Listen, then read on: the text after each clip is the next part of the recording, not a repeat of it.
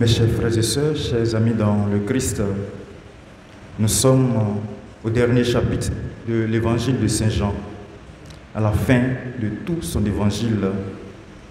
Et ce dernier chapitre qui vient comme une sorte de résumé à la fin du témoignage de Saint Jean, ce chapitre-là a une particularité.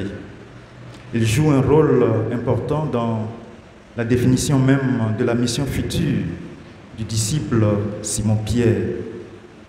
Et dans un échange engagé entre Jésus et lui, on s'aperçoit d'abord qu'il est préparé progressivement pour être mis à part.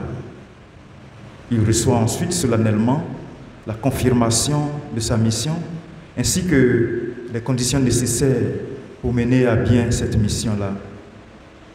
Simon-Pierre est appelé à juste titre par le Christ, parce que cela découle de l'origine même de son nom.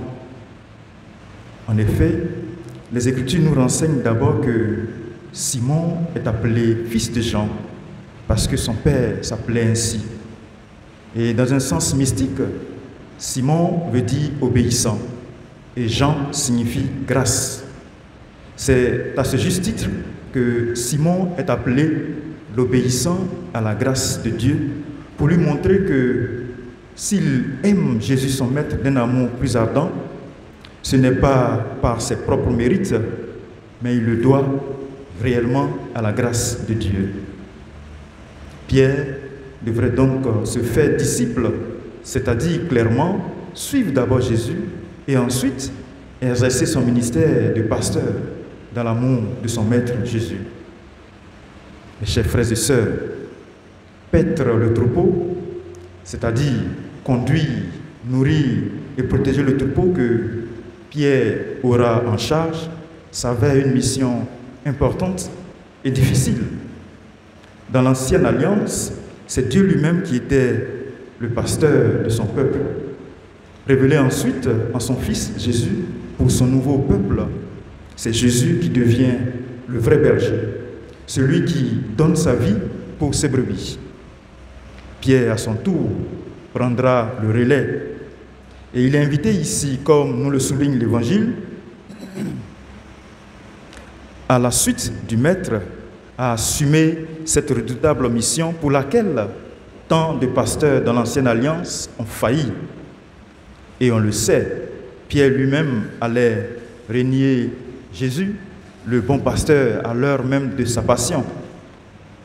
En parallèle, la triple question de Jésus posée à Simon-Pierre sur l'amour reprend en quelque sorte le triple reniement de Pierre. Et c'est un rappel implicite qui à la fois l'attriste et fait apparaître sa faiblesse à cet instant même où l'autorité du troupeau lui est confiée. Pierre n'est pas meilleur que les autres disciples.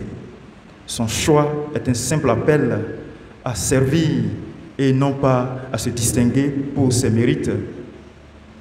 Par délégation de pouvoir, Jésus lui demande de paître son troupeau, de lui rester fidèle à son testament.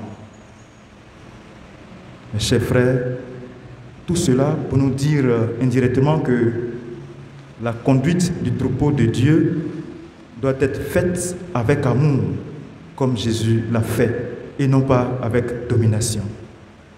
Pierre lui-même le dira, « Paissez le troupeau de Dieu qui vous est confié, non par contrainte, mais de bon gré, non par cupidité, mais par dévouement. » Que le Seigneur nous donne la grâce à tous de vivre fidèlement dans ce troupeau-là et être conduits par ses pasteurs.